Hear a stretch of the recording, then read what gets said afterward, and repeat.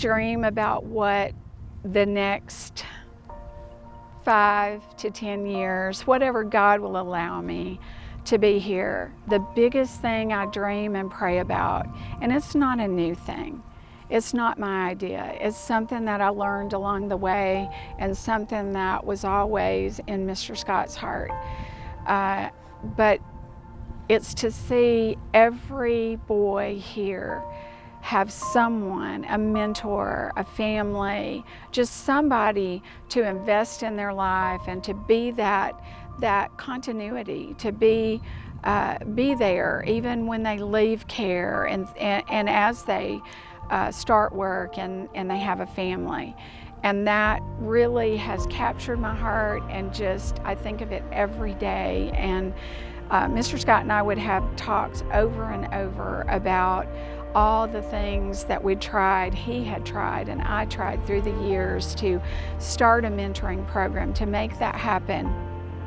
And you know, it just seemed we would have a few here and there, but I know that in our churches, in our families, in our relationships, that I know it's God's heart, and I know the difference it's made in the young men that we've mentored.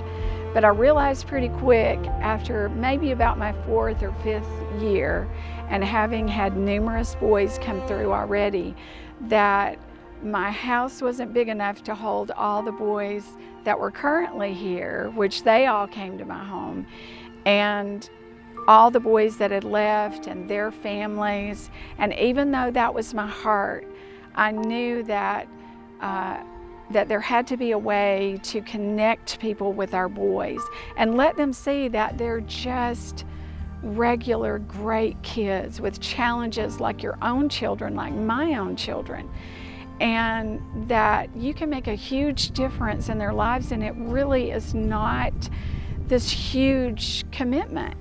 It's just a meal now and again. It's maybe being there for them. And I don't know how many babies Mr. Scott and I have gone to the hospital in crazy hours because nobody wants to have no one there for them when their first child is born.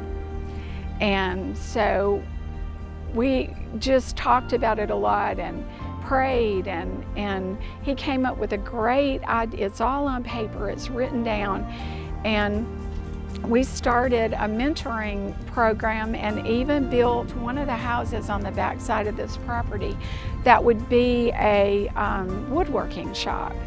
And we were able to get that built, get it up and running.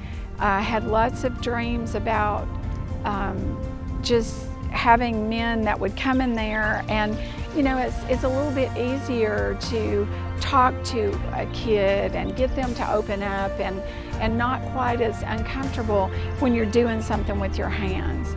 I mean, I remember so many days that I would call Mr. Scott or my husband or some male and say, you know, I have this young man and he just needs more attention than we can give him right now, and he needs that male attention.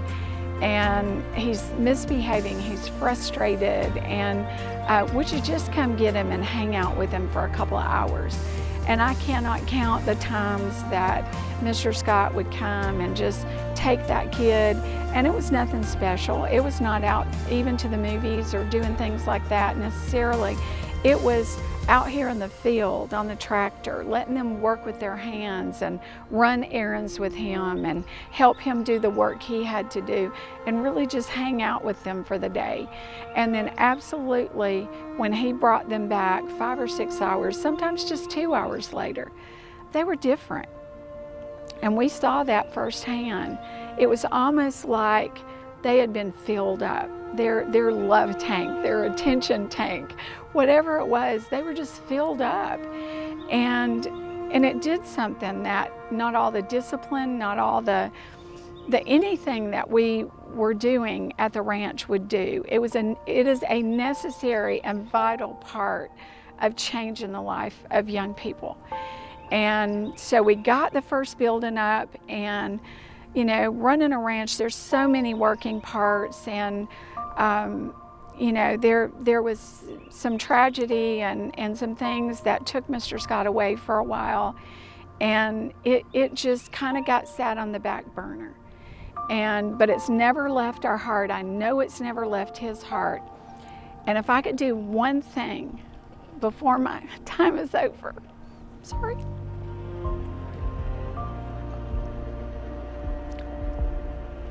It would be to successfully have all those buildings built, to have that program up and running, and not only just for our young men. There's kids all over that need that just men that would give a couple of hours a week or a few hours a month to come in and work with kids on small engine repair or woodworking or whatever we have here for them to do, that it could absolutely make the difference in the life of a child. So that's the main goal of my next 10 years here at Eagle Rock.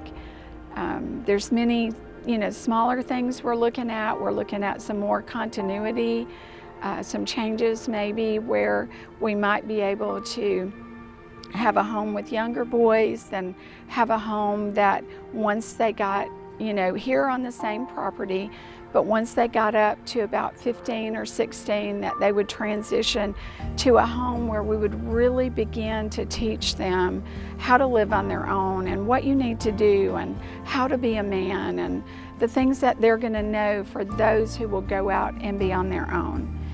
And then transition them when the time comes, maybe around 18, into our independent living program.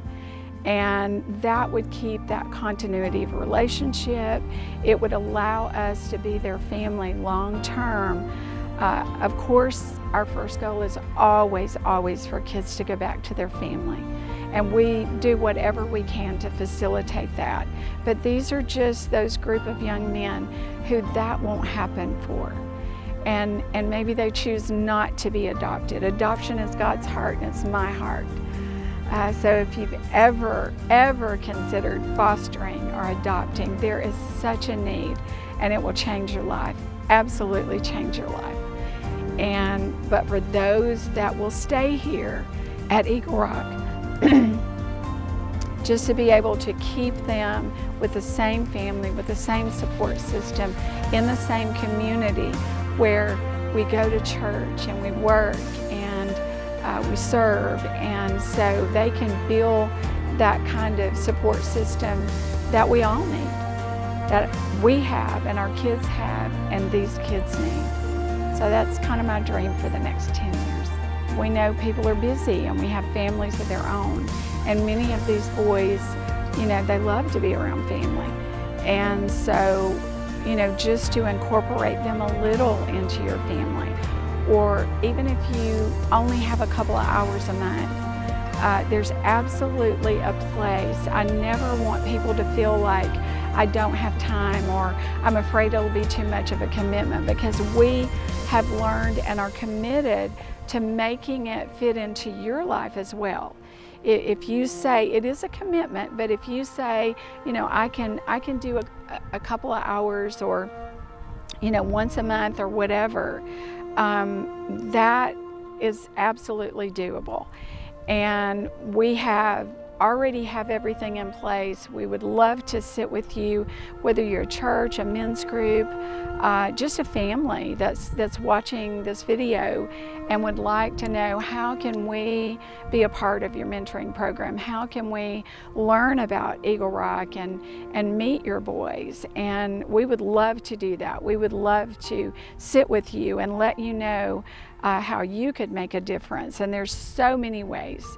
There's volunteering, we have people that come and love to come to the ranch and spend time with the boys, and if you can shoot a basketball, you've got something to offer. If you can take a kid for an ice cream, you've got something to offer. If you can come hang out on a Sunday afternoon and just, spend an hour or so hanging out with a couple kids, you've got something to offer. Everybody has something to offer. And I believe that if you will take that step, that it'll not only change the child's life, I know from experience, it will change your life. It only takes one child to change the life of a whole family. Okay, if you're saying, hey, I would love to do that, don't exactly know what I can commit to, but I would love to hear more. Absolutely, your first step is to go to our website, eaglerockfamily.org. You can find all the information. It'll be posted here so you can see exactly where to go to, and that's the first step for you to take. And we will contact you from there and set up a time that's convenient for you, and again, would love to share everything with you about our mentoring program. I want to thank you so much for following along with us and hearing a little bit about our journey and my heart and about Eagle Rock. And we thank you so much. We could not do what we do without all our supporters, our friends, our encouragers, and absolutely those that pray for us. We thank you for praying for us, for giving, for supporting, and for loving our boys. Thank you so much.